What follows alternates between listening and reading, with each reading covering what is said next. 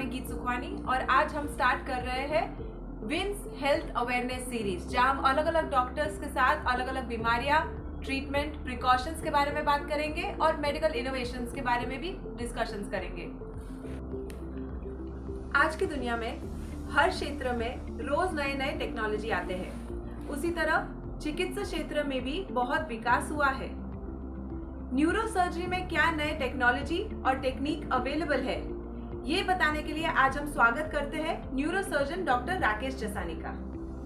Hello friends, नमस्ते। जैसे कि मैडम ने बताया कि न्यूरो सर्जरी में नई नई टेक्नोलॉजीज और क्या क्या आए, आज हम उसके बारे में बात करेंगे। सबसे पहले तो ये क्यों ज़रूरी है, ये नई नई जो टेक्नोलॉजीज और जो एडवांसमेंट हो रहे हैं उसकी ज़रूरत क्या है।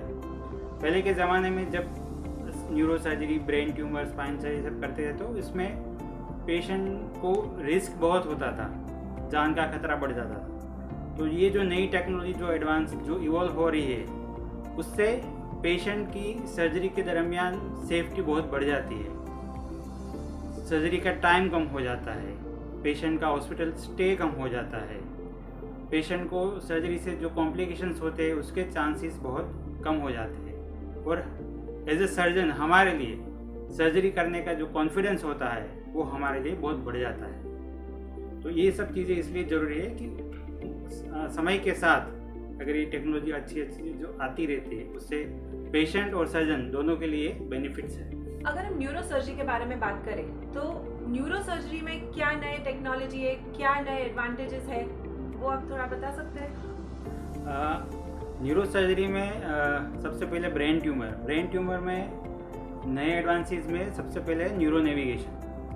ये न्यूरो नेविगेशन जो डीप सीटेड ट्यूमर्स है, जो जैसे ब्रेन में एक से ज़्यादा ट्यूमर है तो सबके लिए ज़रूरी है। दूसरा न्यूरोवास्कुलर सर्जरी में जैसे एन्यूरिज्म है उसमें नई एडवांसमेंट में कोइलिंग आया है, फ्लो डाइवर्टर आया है। स्पाइन सर्जरी में endoscopic minimal invasive spine surgery, और सबसे ज़्यादा जो नया आया है वो इंट्रा ऑपरेटिव न्यूरो मॉनिटरिंग। और मूवमेंट डिसऑर्डर जो जैसे कि पार्किंसोनिज्म है, डिस्टोनिया है, उस सब में नई टेक्नोलॉजी है, डीप ब्रेन स्टिमुलेशन है, लीजनिंग है, ये सब चीज़ें नई नई आई है। ये जो न्यूरो नेविगेशन के बारे में आपने बताया, तो ये क्या होता है, उसके क्या फ़ायदे हैं, थोड़ा विस्तार में बताइए। जी बिल्कुल।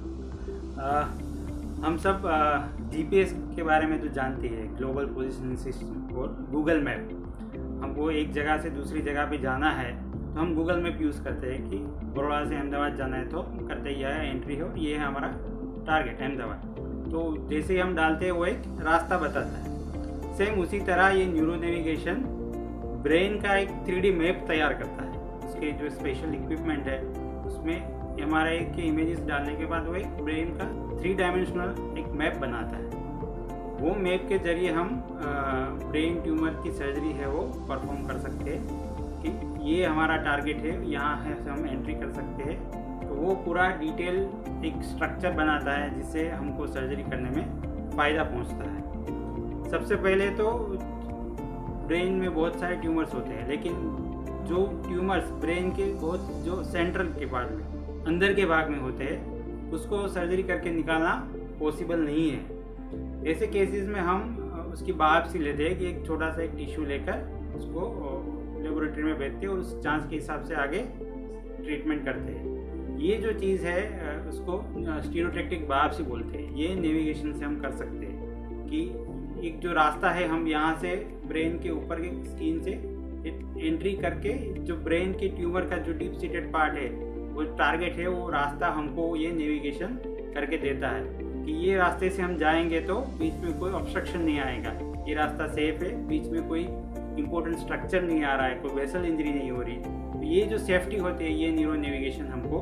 देता है। दूसरी चीज़ ये कि बहुत बार ब्रेन में एक से ज़्यादा ट्यूमर होते हैं, तो ऐसे केसेस में सब ट्यूमर को निकालना पॉसिबल नहीं है। तो नेविगेशन हमको ये बताता है कि ये जो एक सरफेस ट्यूमर जो ऊपर के साइड में है, तो यहाँ से हम छोटा सा होल करके वो हम सेफली बिना दूसरे इम्पोर्टेंट स्ट्रक्चर को डैमेज किए बिना वो निकाल सकते हैं।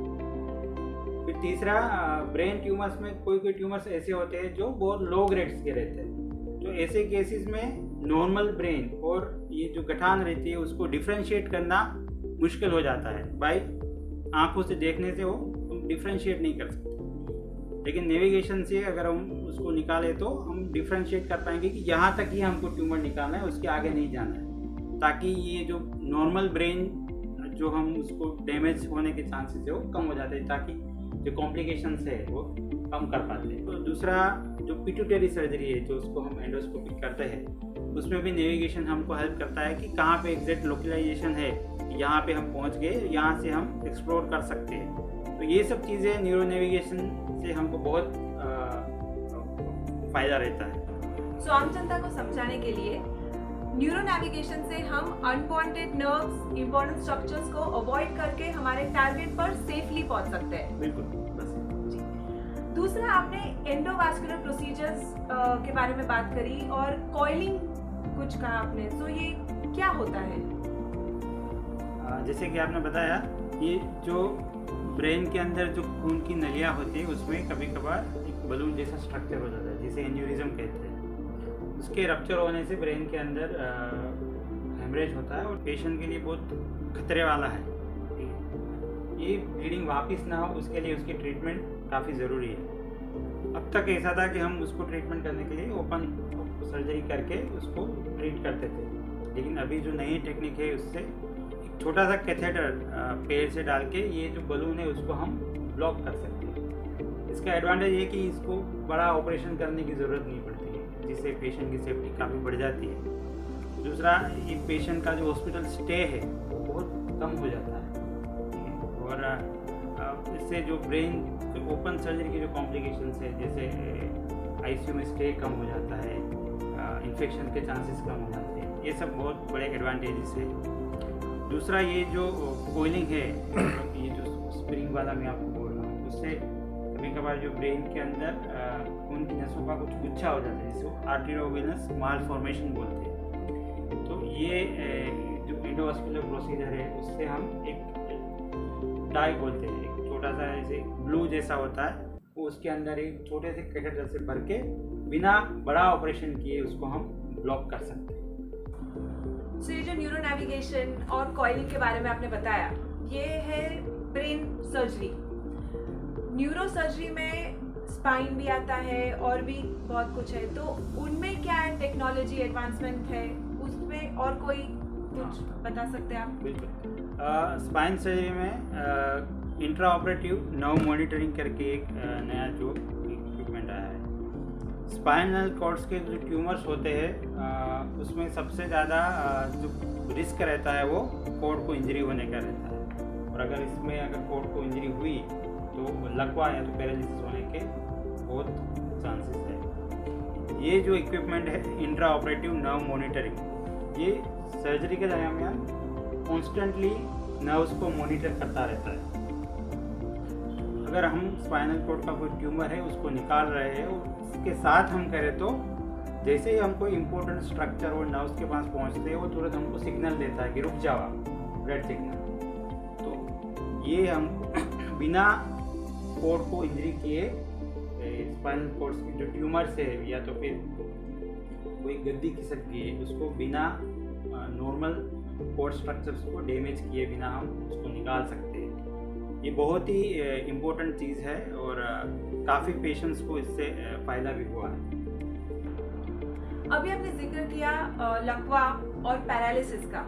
आजकल हम देखते हैं कि ऐसे केसेस बहुत बढ़ गए हैं। इनका यूजुअली मेडिकल न्यूरोलॉजिस्ट के साथ ट्रीटमेंट होता है, मैनेजमेंट होता है, तो क्या सर्जिकल इसका कोई ट्रीटमेंट हो सकता है? हाँ, बहुत सारे केसेस में सर्जिकल मैनेजमेंट भी ज़रूरी होता है।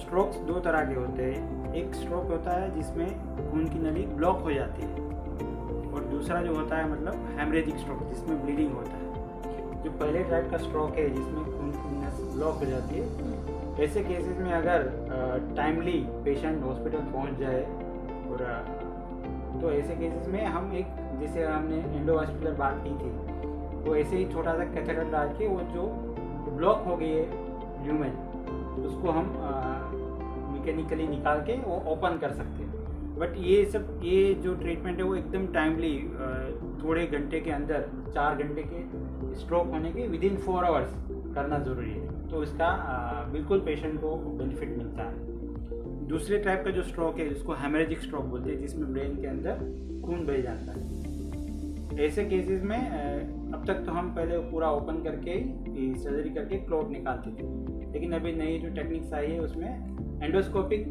छोटा सा होल करके एंडोस्कोप डाल के ये जो क्लॉट है उसको निकाल देते हैं बिना बड़ा ऑपरेशन किए, जिससे पेशेंट की जो मॉर्बिडिटी है वो कम हो जाती है, हॉस्पिटल स्टे कम हो जाता है, इन्फेक्शन के चांसेस कम हो जाते हैं। और दूसरा, जैसे मैंने न्यूरो नेविगेशन के बारे में आपको बताया था, वही न्यूरो नेविगेशन उसको स्टीरियोटैक्टिक क्लॉट एस्पिरेशन कहते हैं कि यहाँ से हम छोटा सा होल करके जो क्लॉट है उसको निकाल दें।